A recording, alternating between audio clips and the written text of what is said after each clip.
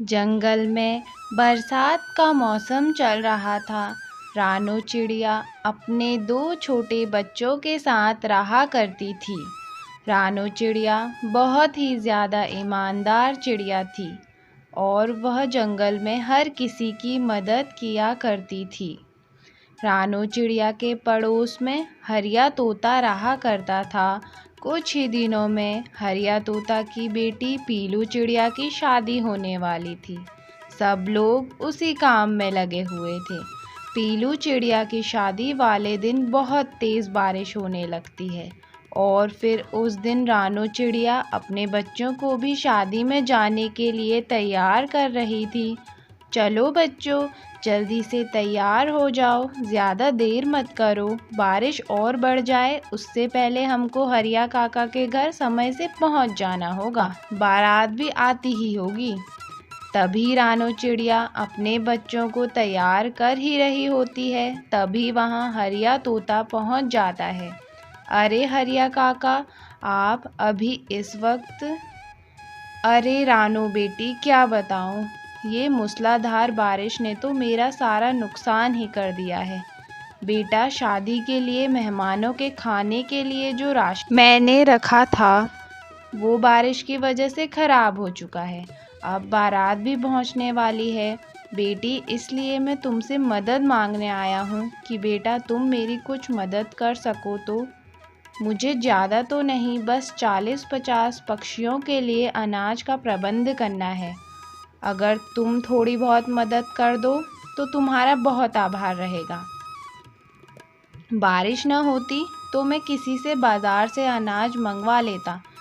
अरे अरे काका, आप कैसी बात कर रहे हैं? मेरे पास थोड़ा बहुत अनाज है, आप इसे ले जाइए।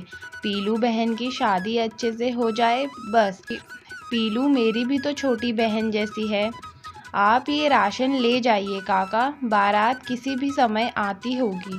रानू चिड़िया हरिया तोता को सारा इकट्ठा किया हुआ अनाज दे देती है जो उसने बरसात के लिए इकट्ठा किया हुआ था। माँ, आपने हमारा सारा अनाज हरिया काका को क्यों दे दिया? ये तो आपने हमारी पूरी बरसात के लिए बड़ी मुश्किल से इकट्ठा किया था ना। बच्चों, आज हरिया काका को इसकी ज़रूरत थी, इसलिए मैंने उनकी मदद की। अब जब हम दूसरों की मदद करेंगे तभी तो दूसरे भी हमारी मदद करेंगे ना। फिर वे सब पीलू चिड़िया की शादी में चले जाते हैं। पीलू की शादी भी अच्छे से हो जाती है, लेकिन बारिश रुकने का नाम नहीं ले रही थी। कुछ दिन बीत जाते हैं। रानू चिड़िया के घर पर बचा हुआ अनाज भी ख़त्म हो जाता है। रानू चिड़िया को अपने बच्चों की फ़िक्र होने लगती है। हे भगवान, इतने दिनों से लगातार इतनी तेज़ बारिश हो रही है, घर पर सारा अनाज ख़त्म हो चुका है। अब मुझे कैसे भी करके इस बारिश में ही अनाज का इंतज़ाम करना होगा, वरना तो मेरे बच्चे ऐसे ही भूखे मर जाएंगे। फिर रानू चिड़िया उसी तेज़ बारिश में भोजन की तलाश में निकल पड़ती है। बारिश की वजह से रानू चिड़िया को घर आने में बहुत समय लग जाता है। अरे, अनाज तो मिल गया है, अब मुझे जल्दी से अपने बच्चों के पास जाना होगा। बेचारे घर पर अकेले हैं और उनको काफ़ी भूख भी लग रही होगी। रानू चिड़िया जल्दी से अनाज लेकर अपने घर पहुंचती है तो वह देखती है उसका घोंसला तो वहाँ है ही नहीं। तेज़ हवा और बारिश से उसका घर टूट चुका था और उसके बच्चे भी वहाँ पर नहीं थे। हे भगवान, ये सब क्या हो गया? मेरा घोंसला कहाँ गया और मेरे बच्चे कहाँ हैं? फिर रानू चिड़िया बच्चों को ढूंढने लगती है। बच्चों, कहाँ हो तुम?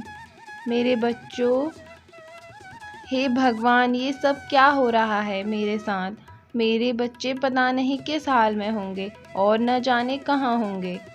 तभी रानू चिड़िया को बारिश में उसका घर टूटा हुआ दिखाई देता है। अरे, मेरा घोंसला टूट गया, लेकिन मेरे बच्चे कहाँ हैं?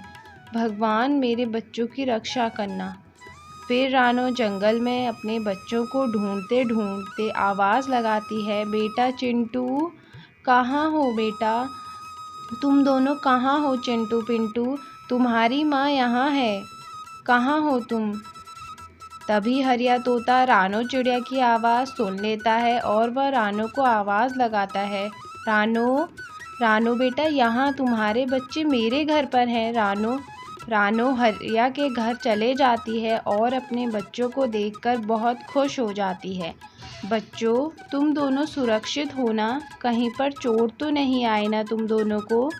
हाँ हाँ माँ, हम बिल्कुल ठीक हैं। बारिश की वजह से हमारा घोंसला पेड़ के नीचे गिरकर डूबने लगा था। तब हरिया काका ने हमारी मदद की और हमें घोंसले से बाहर निकालकर यहाँ ले आए। आपका बहुत बहुत धन्यवाद हरिया काका, जो आपने मेरे बच्चों की जान बचाई। अरे रानो चिड़िया, यह सब बातें तुम मत करो। तुम हर किसी की हमेशा मदद करती हो। तुम्हारी मदद करना हमारा फ़र्ज़ बनता है। कुछ समय बाद बारिश रुक जाती है और रानो चिड़िया अपने बच्चों से कहती है, चलो बच्चों, अब हमें अपना नया घर बनाना होगा। अब तो बारिश भी रुक चुकी है, बारिश दोबारा आ जाए उससे पहले हमको अपना घर बना लेना होगा। फिर वह सब वहाँ से चले जाते हैं। रानो चिड़िया और उसके बच्चे जंगल में एक अच्छा सा पेड़ ढूंढ रहे होते हैं। तभी उन्हें रास्ते में एक चिड़िया दिखाई देती है जो बहुत ज़्यादा घायल होती है। अरे बाप रे, ये चिड़िया तो बहुत ज़्यादा ज़ख्मी है और इसका काफ़ी खून भी बह रहा है। मुझे जाकर इसकी मदद करनी होगी। तब रानो चिड़िया उस पक्षी के जख्म पर कुछ जड़ी बूटी लगाती है और उसके लिए नदी से पानी लाकर उसे पानी पिलाती है और जो अनाज उसके पास था उसमें से थोड़ा बहुत अनाज चिड़िया को दे देती है। चिड़िया बहन, अब आप ठीक महसूस कर रही हैं ना? अब मुझे और मेरे बच्चों को जाना होगा। हमें हमारा घर बारिश शुरू होने से पहले बनाना है। तभी वह चिड़िया एक परी में बदल जाती है और रानो चिड़िया से कहती है, चिड़िया, तुम बहुत ही ज़्यादा दयालु और अच्छी हो। तुमने मेरी मदद करी जब मैं घायल थी। अब तुम परेशान ना हो चिड़िया, मैं अभी तुम्हारे लिए एक सुंदर सा घर बना के देती हूँ।